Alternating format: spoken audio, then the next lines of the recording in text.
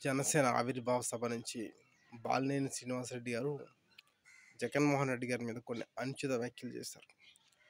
తను మంత్రిగా పనిచేసిన 4 సంవత్సరాలు జగన్మోహన్ రెడ్డి గారు తనకి తగిన గుర్తింపు ఇవ్వలేదంట.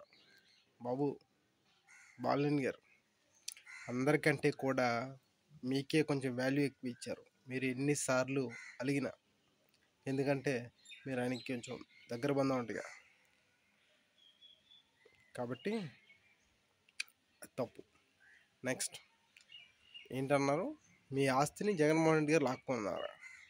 ఇప్పుడు మీరు సపోర్ట్ చేసిన గవర్నమెంటే కదా రూలింగ్లో ఉంది. మరి గత 9 నెలలుగా మీరు ఎందుకు కోర్టుకి వెళ్ళలేదు, వెళ్ళకపోయారా?